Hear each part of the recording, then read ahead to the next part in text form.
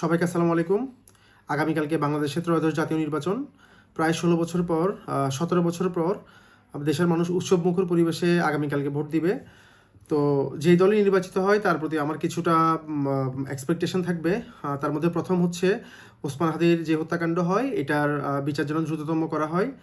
এরপর হচ্ছে দ্বিতীয়ত হচ্ছে আইনের শাসন এবং বিচার ব্যবস্থায় যেন সকল ধনী গরিব সকল শ্রেণীর মানুষ যেন সমানভাবে সুবিধাটা পায় রাষ্ট্র থেকে। তৃতীয়ত হচ্ছে সকল কিছুর স্বচ্ছতা এবং জবাবদিহিতা যেন থাকে। এই স্বচ্ছতা এবং জবাবদিহিতা থাকলে কিন্তু মানুষ তার নিজ দায়িত্ব পালনে সচেষ্ট হয়। ৪ নাম্বার হচ্ছে জনকল্যাণমূলক অর্থনীতি যেন বজায় থাকে। এই এই এই পয়েন্টের মধ্যে অনেকগুলা ফ্যাক্ট চলে আসে, যেমন হচ্ছে দ্রব্যমূল্য থেকে শুরু করে এক্সপোর্ট ইম্পোর্ট থেকে শুরু করে দেশে ব্যবসা গার্মেন্টস খাত থেকে শুরু করে সকল কিছুর ব্যাপারটাই জনকল্যাণমূলক অর্থনীতির মধ্যে চলে আসে। এই ব্যাপারটা যেন ভালোভাবে দেখা হয়। এরপরে পঞ্চম হচ্ছে নিরাপত্তা। অবশ্যই দেশের সকল মানুষের নিরাপত্তা নিশ্চিত করা আর ব্যাপারে যেন তারা যেই দল আসবে তারা সচেষ্ট থাকে। সেটা হচ্ছে রাতের ১২টা, ১টা, ২টা, ৩টা বাজে যেন সকল ছেলে মেয়ে যেই যাতায়াতের জন্য চলাফেরার জন্য যেন কোনো আশঙ্কা, মানে হামলা হওয়া, ছিনতাই হওয়া, চুরি হওয়া এসবের কোনো আশঙ্কা যেন করতে না হয়। এতটুকু চলাফেরার নিরাপত্তা এবং মানুষের রাতে যেন মানুষ নিশ্চিন্তে চলাফেরা করতে পারে, এই জিনিসটা যেন মেনটেন করা যায় বা এই জিনিসটা যেন নিশ্চয়তা দেওয়া যায়। এরপর ৬ নাম্বার আমি বলবো কৃষি এবং পরিবেশ সেক্টর যারা একটু উন্নত করতে পারে। যেমন বাংলাদেশ যেহেতু কৃষিপ্রধান দেশ, কৃষকদের বিভিন্ন সেক্টরে যেমন সার থেকে শুরু করে বীজ থেকে শুরু করে কৃষি লোন থেকে শুরু করে এই ব্যাপারগুলোতে যারা যেন কাজ করে। আর অবশ্যই পরিবেশের ব্যাপারে, যেমন পরিবেশ কিন্তু প্রচুর বিপর্যয় হচ্ছে। যেমন যেহেতু আমি চট্টগ্রামের মানুষ, এদিকে জানি চিটাগাংয়ে পাহাড় কাটা থেকে শুরু করে যে পার্বত্য অঞ্চলের গাছপালা, মাদার ট্রিগুলো পর্যন্ত কেটে ফেলতেছে অনেকে।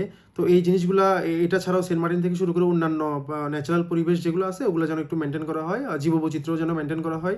মানে এই ব্যাপারে যারা যে বিভিন্ন হরিণ শিকার করে, বনের কাঠ কেটে ওই যে বনের কাঠ কেটে মানে পাচার করে কাঠগুলা, এই জিনিসগুলো যেন রোধ করা যায়। এটা ছাড়াও অন্যান্য পরিবেশগত বিভিন্ন সাইডে যেন ভূমিকা রাখে যে দলটা সামনে ক্ষমতায় আসবে।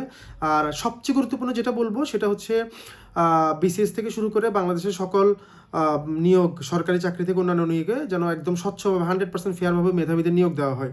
আমি মনে করি এই একটা পয়েন্টে যদি মানে ভালোভাবে কাজ করা যায়, মানে প্রত্যেকটা নিয়োগ থেকে শুরু করে প্রত্যেকটা জায়গায় যদি মেধাবী এবং যোগ্য মানুষকে বসানো হয়, তাহলে কোনো কিছু চিন্তা করতে হয় না, অটোমেটিকলি সব কিছু ঠিকভাবে সুন্দরভাবে চলতে থাকে। এখন আমি একটা যদি গুরুত্বপূর্ণ জায়গায় আমি যদি অযোগ্য বা কোটা দিয়ে বা লবিং দিয়ে বা প্রশ্ন ফাঁস করে বা আবেদন দিয়ে যদি একটা লোক বসে, তাহলে কিন্তু ওই জায়গায় উন্নতি কখনোই হবে না।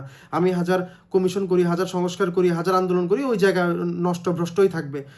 তো এই কয়েকটাই হচ্ছে আমার আশা দেশের একজন সাধারণ মানুষ হিসেবে। তো আমি এক্সপেক্ট করি যে সামনে যেই দলই ক্ষমতায় আসে তারা যেন এই ব্যাপারগুলো নিয়ে কাজ করে।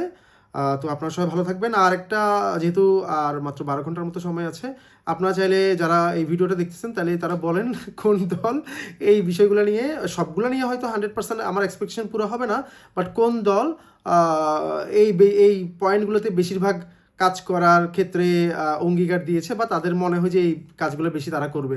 আপনি একটু কমেন্টে মতামত জানান। তো ভালো থাকবেন, সবাই ভোট দিবেন। আর অবশ্যই যাকেই ভোট দেন, হ্যাঁ ভোটের জন্য আমি আশা করব সবাই যেন হ্যাঁ ভোট দেন। ভালো থাকবেন, আল্লাহ হাফিজ।